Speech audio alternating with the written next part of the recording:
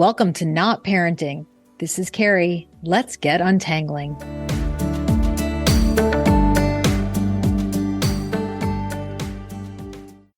So, Carrie, as you well know, there is no lack of parenting advice out there in the world right now. There is a lot of noise around experts and ways of doing this, but also mixed into that our traditions and norms and our culture and the way our parents did it and the way our neighbors are doing it. Gosh, it can feel really overwhelming when we're kind of trying to adopt an approach to parenting. But I really wanted to ask you, let's just start off with the basic. Is there a right way to parent? I don't think so. I really don't. And I've held that my whole career. And yet the paradox is that I do teach ideas and tools and practices.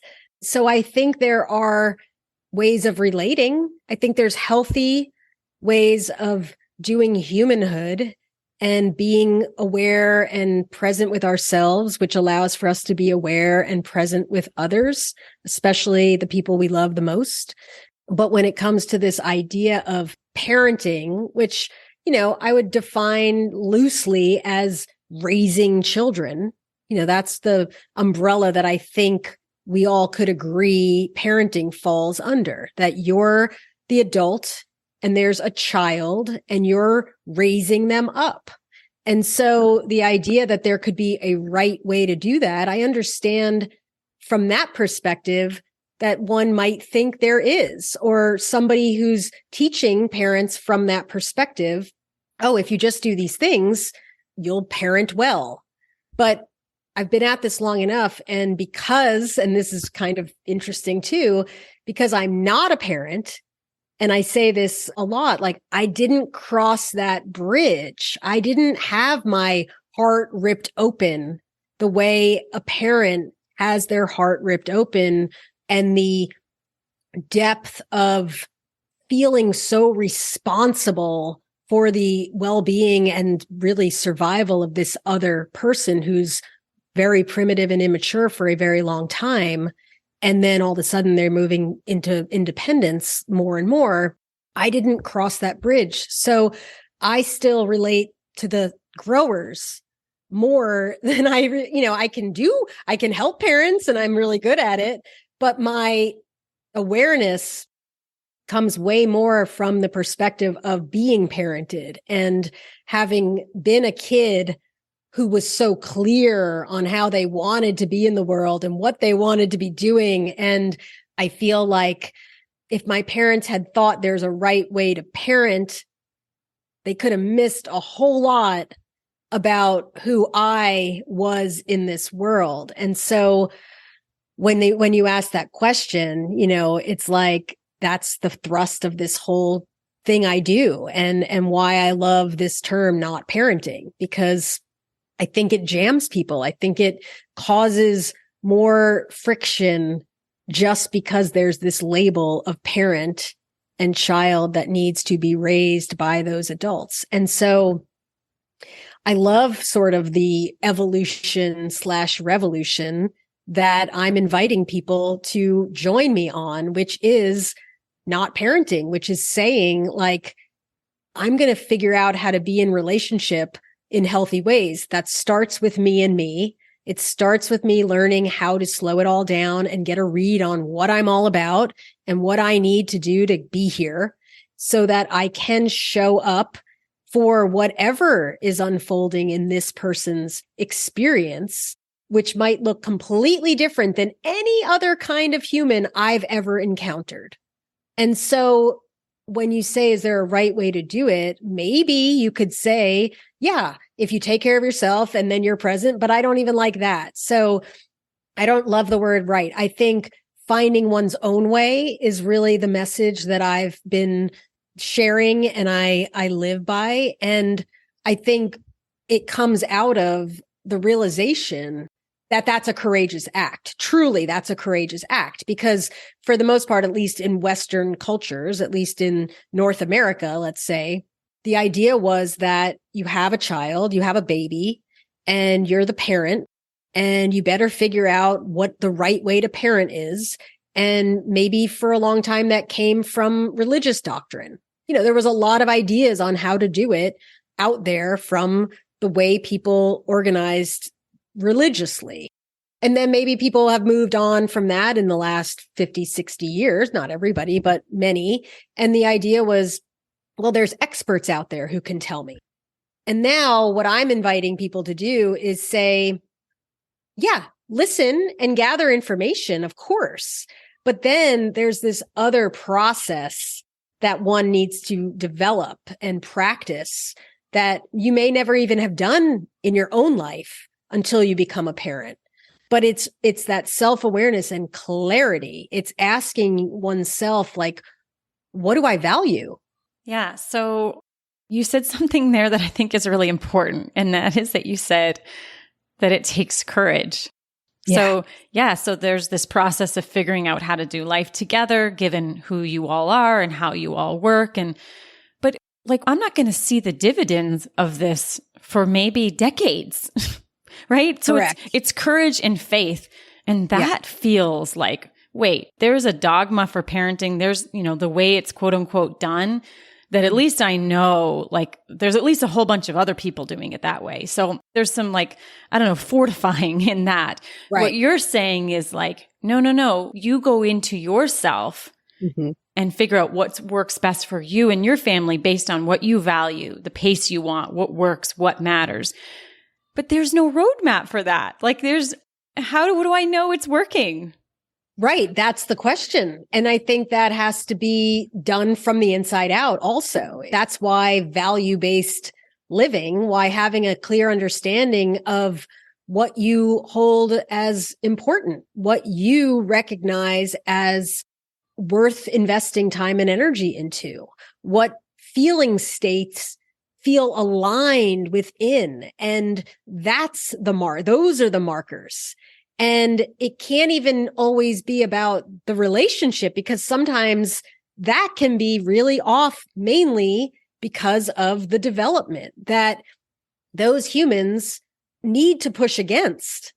And you're the trampoline, you're the one that they're going to push against to find new avenues of their own experience. And so I'm not saying this is simple. I think it is simple, but I'm not saying it's easy. I'm saying that it requires little bits. I'm not going to say that but it requires hearing oneself, deeply, really. And that's the thing that is challenging about it, because most of us grew up at a time in the 70s, 80s, 90s, for the people who were listening, where we went off, we had parents and we went off to school, and we got indoctrinated pretty early into, you tell me what I need to do and I'll do it. And then you grade me and tell me how well I'm doing. Right. I mean, I went through 12 years of school, college, graduate, master's, another master's, PhD. And I was really good at doing what I was expected to do and performing. And then I had a very clear sense of what my grade was and somebody's way of helping me, of telling me how I did, and so it doesn't surprise me. How would any of us even think that when you arrive to parenting, there wouldn't be some of that still in there of, well, surely there's a right way to do it because the teacher told me how to do it for most of my life, or my boss. And I need to be able to figure that out. And then I should get feedback. And the feedback that comes from your children is not, it's not based on how well you're doing. It's based on their development and their developmental phases. So a parent with a little toddler person who they are being kind and compassionate and empathetic and boundaried, and you're, I see that you want that. And, no, we're going to go over here. And in the perfect world, that would quote unquote work, and the child's behavior would go accordingly. And you would go, oh, look at me, I'm doing parenting well. But that's not what happens, because that little human is dysregulated, or they're frustrated, or they want something that they can't express to you. And so all of your kind, caring, compassionate parenting can be met with an avalanche of emotion and dysregulation. And so figuring out how you're going to move with that and learning some ways that you're going to appreciate yourself and what you're investing and how you're doing it, and really clarifying what does give you the feedback that you're needing. It might be a therapist, it might be a coach, it might be a partner, it might be a collective of other parents that you plug into, so that you don't feel like you're flying out there in the wind and really unmoored around what you're doing. Yeah, I can think of a couple of very specific instances where we can get unmoored very quickly. And two that came to mind were restaurants and airplanes, because our kids can go sideways in those environments very quickly, especially when they're little. Yep. And now we're witnessed by hundreds, of people who they absolutely have an opinion about why this sideways moment happened, how we're handling it. And I think that one of the things that really trips us up in our parenting, even when we start to do the work of learning to know ourselves, to trust ourselves, to identify what matters, is all of that kind of flushes down the toilet when we get into an environment where we're kind of center stage. Our parenting is center stage. I have found that can derail my confidence, my sense of steadiness really quickly. Never mind airplanes and restaurants. What about family dinner, Thanksgiving dinner? And you've got your brother's kids and how they're parenting, and you've got your other, all these different family dynamics all being witnessed by your parents or maybe your in-laws. I mean, there's actually a lot of places where we can get really thrown off. So thrown off. And that's where one of my favorite tools of considering, really stopping and thinking about, what are we walking into, and what do I need to be doing to prepare all of us, myself first, but really recognizing we're going to be going to that family dinner. Okay. My kids are at an age where they're a little wild, or they're a little dysregulated around mealtime. Okay. Instead of just gripping and going, it's going to go horribly, I'm so scared, I can't imagine everybody's going to be judging me, because the minute we start that going, that's where it's going. You stop yourself and go, okay, all right, what do I need to consider here? Oh, okay. They're not walking out of this house without having a really solidly good meal of protein. And I don't care how important the meal is there. I'm going to make sure my kids are fueled. I'm going to realize that, when we get there, little one doesn't do really well in crowds. So we're going to walk in slowly. And maybe I'm going to send an email ahead of time and say, heads up, everyone, we're at a phase when little one is feeling a little shy. And so just if you can give us a little space, they'll get there. But pre-minding, giving I had somebody walk into my office and she used that term, and I've loved it ever since. It was like giving people a heads up of what's going to be happening. And you can't do it all the time, and you're not going to catch it all the time. So, ideally that's happening. You're setting a little bit of clear intentions for how you want it to go. And you're, this is what I'm going to be. I'm going to go for ease, or I'm going to set the intention to appreciate and really start to see the good in it all. Great. And you're still going to go into the situation, and it can still go sideways. So then the question is, what do I do for myself? And what do I do for my little ones when that happens? Because that's all you can affect at that point. And the more you pre-pave, the more you give yourself a chance for it to go well, great. But then having a couple little mechanisms, a couple little safety valves of when I hear the whining, I get close, I get low, I connect eye to eye, skin to skin, heart to heart. And we walk outside and we go run around the block for a few minutes. Or, I remove myself from the experience. And that's not always fun. A lot of times you want to go into that event and it's your relaxation time. It's your connect with the adult people time. And the truth of the matter is, as you can attest to, there are seasons of that. And there are seasons when you have small children, and that's just not how it's going to go if you bring them along. So giving more consideration before doing what you need to do during, when it goes sideways, just try to catch the freak out before it gets too far and do something to fuel you, fuel them. And if it really just all goes south, just get yourselves out of there if you can and talk about it later and consider, like, what could I have done differently? Not beat yourself up. Almost laugh like, wow, that was a real woo. Yes. That went weird and that was hard. And wow, this is a phase that's not easy for me. But to be really compassionate, once again, that word, with oneself, and to have some grace for the fact that it's hard enough to parent. It's way harder to parent in public. It's super hard to parent with people who you are intimately connected to and maybe are your own parents. And so just grace and space and compassion and kindness, and then recognizing that it's all seasons, it's all phases, it's all like learning and growing and letting the storms pass. And I'll add one more all, and that is that it's always changing.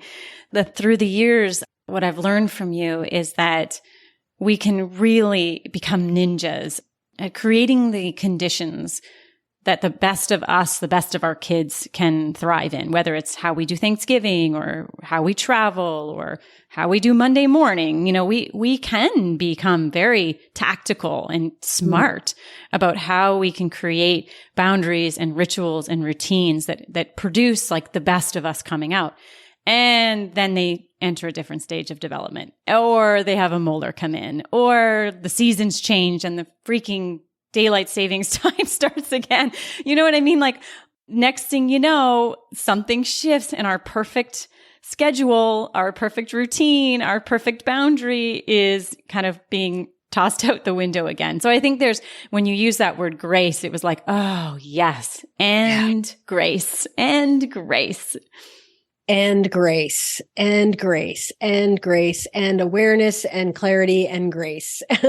And, really, well, I'm curious, so you've been with me a long time, like, and I remember us having conversations about going to the holidays or being with other people in your life, and you doing parenting in a way, you making choices about your family life that were maybe different than what was being, what they did. And I just wonder, like, how did you stand in it? How did you claim what you were about?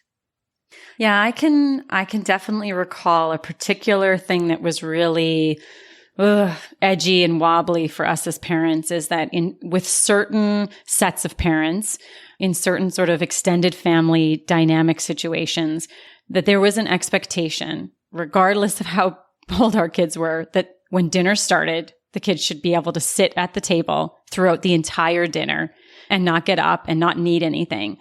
And with the work that you and I had done on development, but also just the work that I had done to like tune in, like, oh yeah, you're like 2, like sitting for an hour when no one's talking about anything that you even understand about is going to be really difficult. And so it took a lot to navigate that, with these different sets of parents, with ourselves, with each other as a couple. We're like, in a perfect world, Mark and I would always be 100% aligned. Yes, we are going to have our kids sit for 10 minutes, but then that's it. But he's bringing his expectations and experiences and his perspectives on that, and maybe some old stuff that's in his wiring of like, no, children should be seen and not heard. I mean, you well know Mark, and that's not his approach at all. But what I can say is that we've been in many, many, many situations where we had to get in the car and go, whoa, that did not go well.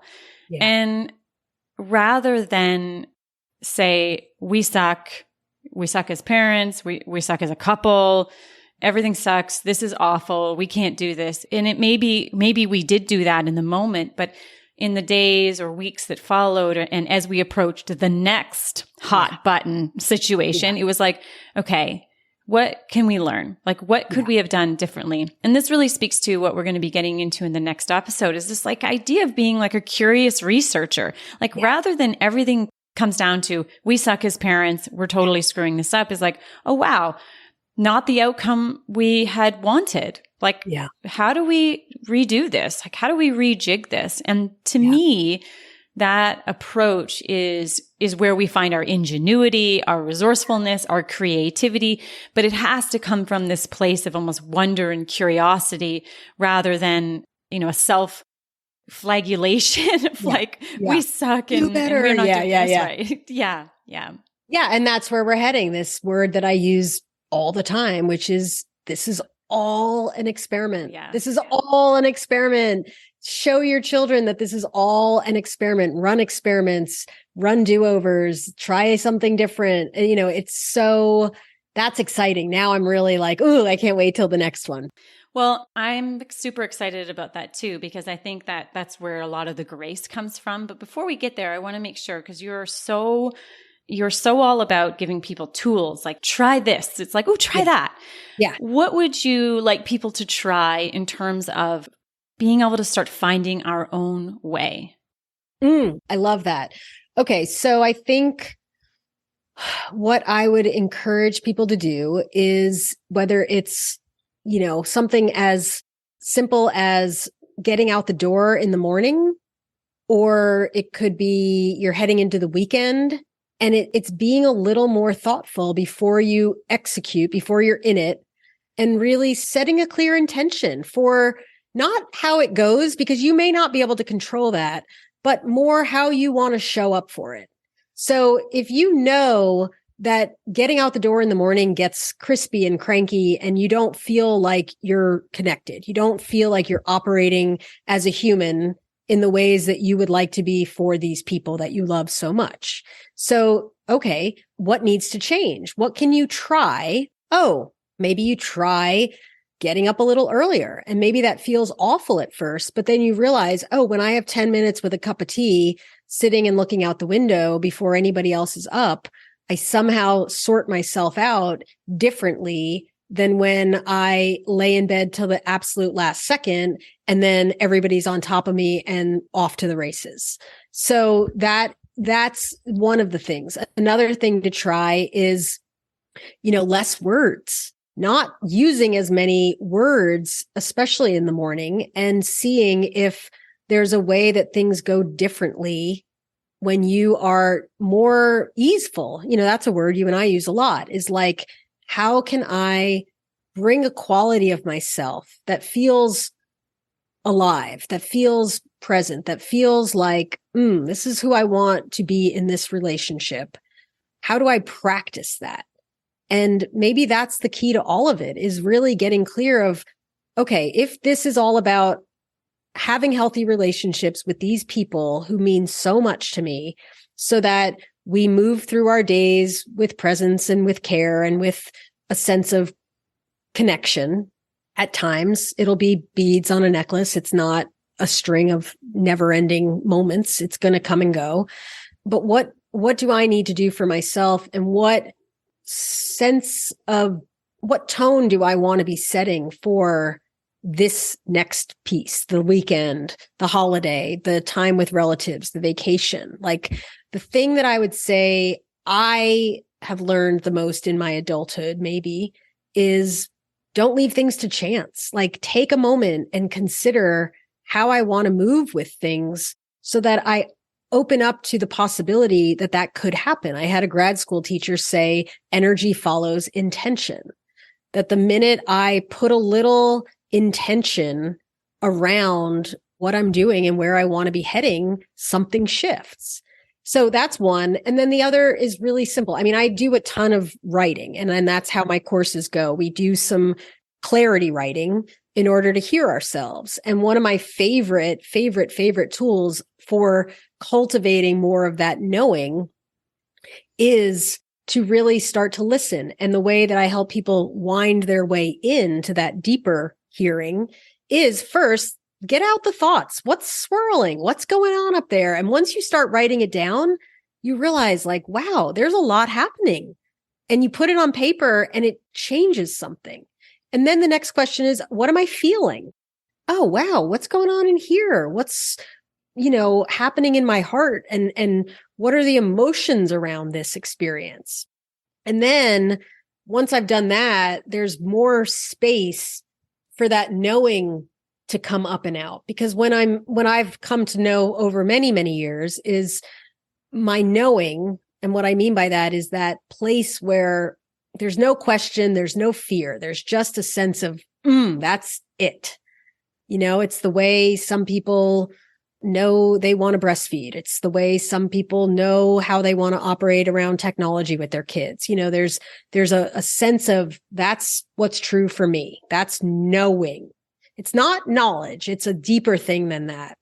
And when we can hear the knowing, when we can start to hear those little whispers and inklings, something starts to change. And what I know very clearly, and here we go again, is that the knowing is always there, but it doesn't grab for our attention. So if this thing's going and this thing's all swirly, it could be days, years, decades before we slow down, pause long enough. And trust me, it's not that long, but it requires a stop and a settle. And then the knowing just, and that's where I'm like, that's what it's all about, because I truly believe that with these practices, with cultivating this level of awareness of ourselves, there's no issue in life or parenting that you can't find your way through, but it requires a level of practice in hearing that isn't necessarily the thing that we're all tapped into. But come on, because I got lots of skills and tools to help cultivate with people. I can say that in the years that I've been doing your courses, and I've done many of them now, including the teenhood one that I did last year, I find myself, like I get to know myself through this process. And someone might think, oh, I'm going to take a parenting course and I'm going to learn how to parent. And sure, like there'll be some strategies and some tactics that you can tease out of that for sure. But what we come to know is ourselves. Exactly. And I think one of my favorite journaling prompts that you've ever given is, what's your weather? Like, what's the weather in there? And I use that almost every single day, even if I'm just driving and I need to do a quick check-in. So it's, this tune in and tune up approach that you have to parenting development, to human development is, it's just priceless. It's just so good. Yeah. And I've said that for years and I love it. I get people in through the parenting door of, come learn about parenting, but it's so quickly just personal development. Yeah, totally. And I love that, because to me, your people are not looking for you to be a good parent. They're looking for somebody that they can watch develop themselves and become more self-aware and have a better sense of what they believe and what they know. And it doesn't mean that they're going to believe the same things. You're just giving them a model of what it means to find yourself. Yeah. And that to me is like, it's so exciting. And you know what? I just want to not add more knots. Correct. Right. I don't want to make more static and more disruption, by my stuff is getting all knotted in there too. And so, if nothing else, it's like, they're going to do what they're going to do. And I'm just not going to somehow interfere with that, with all my garbage. Right. And that's one of the things I love. I have a visual of, we all arrived and a bag was handed to us, a trunk of all this family stuff. Our nervous systems are wired by the people caring for us, and we're learning about life through them. And some of the stuff is really wonderful and some of it doesn't serve us. And so I always imagine what I'm asking people to do through this kind of parenting is open up the trunk, because a lot of times that trunk is handed down and nobody's ever even looking at it. They're not even asking, like, why do we do that way? Or why do I respond that way?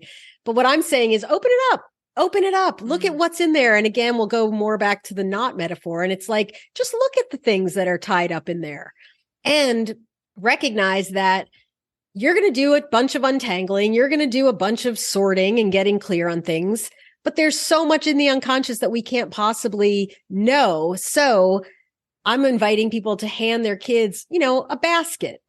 Maybe it's not a trunk. Maybe it's like a knapsack, but it's open. And you're saying, I'm not sure what's in here. I'm not sure what I've handed to you, but I promise you there's stuff. And I'm going to show you how to start shining the light and untangling and getting rid of what doesn't serve you as a human. And to me, there's so much freedom in that because you're not giving them your values, you're living your values, and that is modeling living values. What they value might be completely different than what you think they should value. And so that's why the development of the self and the recognition of, wow, this is a wild ride we're on as humans. And I'm just along for it. And I'm going to try to be, as I like to say, alive in the aliveness. I want to be awake to the experience because there's so much that could pull me into the unconscious and not have me awake to this, that I want to stay alive to it. And it's all one big experiment. So that's what we're going to be touching into on the next episode. So this was great. Great to be with you. Thank you. Carrie. Oh, I just want to mention, because I think it's relevant to this episode, there's a freebie on the site, on my website, that has some, tools for connecting, and experimenting is on there, and do-overs. Yes. So 8 reminders for creating a connected family life is such a great tool. I'll connect to it in the show notes of this episode, and everyone can just head over to carrieconti.com and click on resources, and you'll have access to it. That's a great tool. So thanks for sharing that, Carrie. You're welcome. Okay. See you next time. Thanks for joining us for this episode of Not Parenting. For any resources or offerings we spoke about in the episode, remember you can head to carrieconti.com, or you can click on the links in the episode show notes. Thanks for being here.